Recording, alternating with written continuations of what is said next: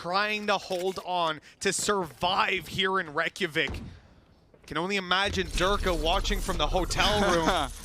Flown all this way, isolated, ready for playoffs, and yet they are so far away from playoffs now.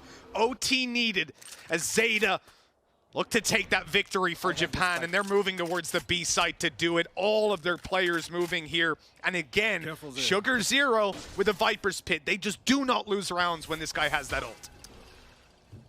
Laz is going to take first contact. They're trying to be a little bit more proactive in their denial of this space. Early snake bite will hold them back at least a little bit longer, and this time the spam has stopped them completely. Forced them to fall back, and the whole squad is waiting. Just look, they are not allowing them to utilize that wall whatsoever, and this has been one of the things that Fnatic has failed at, is just denying that little bit of extra space. Laz, however, is looking to try and take the fight himself, and well, with the Hunter's Fury coming through, it actually does connect onto 10, but this space is just not expected. Those trades coming back and forth, but this time Fnatic on top. It comes down to the 1v1.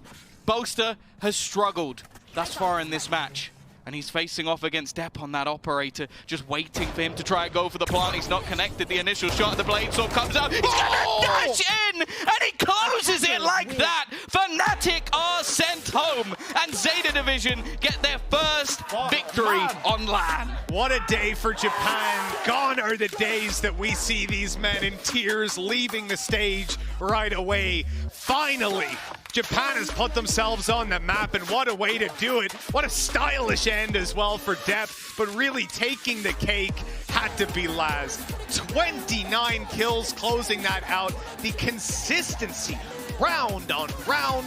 It didn't matter whether it was early fights, clutches, tour de force, or a headhunter. This guy was unbelievable. You have to say for Fnatic, you know what? All things considered, they did a good job. They came in here with a couple days to prepare 2 stand-ins, devastated by situation after situation. They couldn't get it done. This is a win for Zeta. And Sugar Zero playing some of the best Valorant that we've seen. I mean, This is a team warming up into the tournament. This is a team looking better than they ever have. It's reminiscent of the Crew story from before, but they've yet to do it against a top team that's come in on form.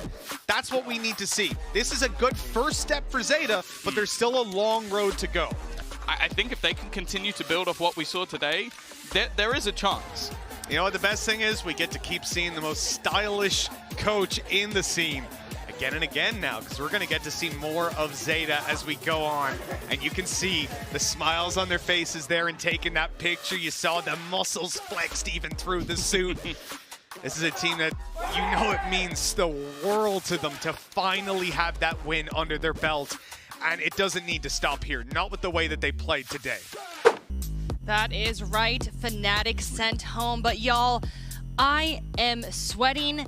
I am shaking. What an absolute dogfight. Every round, we were all on the edge of our seats. I mean, that is the Valorant we love. That is the Valorant we love to see. Yeah, you know, we were chatting about it earlier. I was so impressed with Zeta's depth, right? Their ability to adapt on the fly. We've got to remember the composition that Fnatic brought into the Icebox, right? Into Icebox.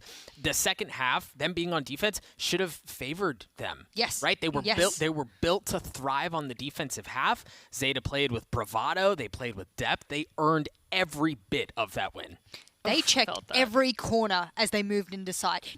I could have watched that over and over. Right. I know, seriously. I honestly could. I'm going to go to bed tonight and watch those replays again and just be like, wow, I got to witness some brilliant Japanese Valorant that for a while people have been downplaying, not just the APAC region, but of course, you know, the smaller regions inside APAC.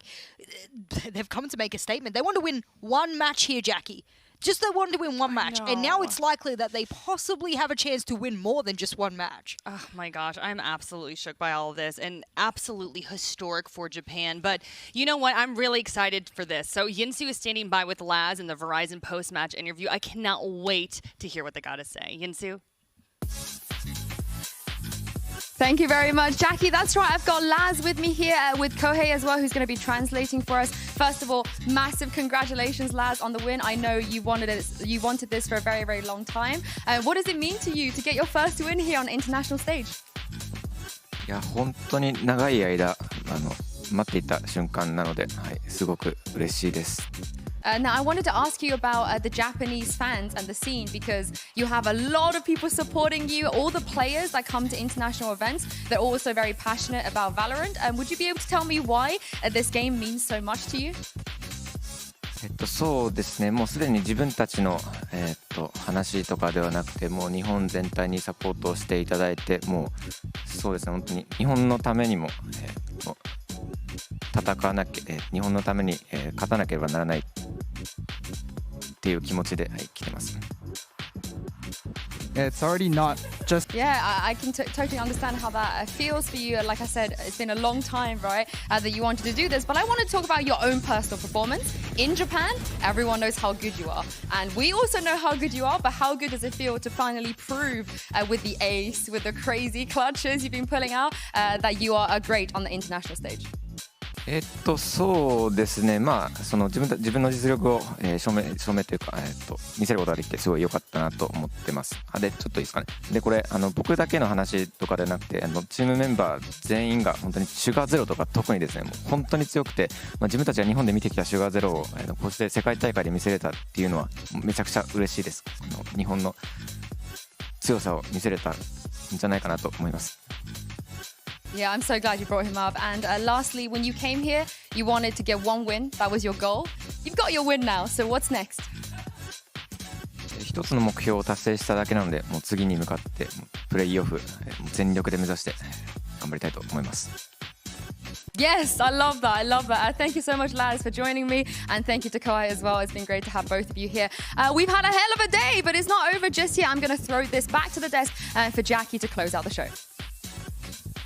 I absolutely adored that interview, though. Yinsu asked him, like, oh, you played so great, blah, blah, blah. And he was like, yeah, Sugar Zero, though. Like, let's talk about him more. I was just like, y'all are adorable. Do a rendition of them winning every round. Nice! Come on, Doug. Come on, Doug. Nice. Nice. Yes, very nice. Look, I just can't get over. I can't get over how good feeling all of this is, right? Like you think about the previous exits that they've had on the international stage and how difficult that's been for them, how much that's come across from them in interviews. You feel the weight of representing Japan and not performing in the way that they would like. That interview, you kind of watch that and you can't help but grin. Yeah. Right? Because like it's there, it's tangible. That was such a big win for them. And you're right, the humility with which he goes, yeah, I played to my full potential. But it wasn't just me. And it really wasn't. It really wasn't, but I mean, if he didn't have himself a game, I mean, shoot. What do y'all think is the Hyper X reflex play of the day? Any guesses? His ace. Duh. I mean, we were all just like completely freaking out for every single round, but this one in particular, we all just hopped up. And this was actually a key moment because there was adaptation that was made from Zeta here that pivoted the rest of it. You look at the score right now, they were down big, right? And this is where things change. The approach that they had to this round was so much more passive, so much more like passive maybe has a negative connotation to it, but it was much more patient.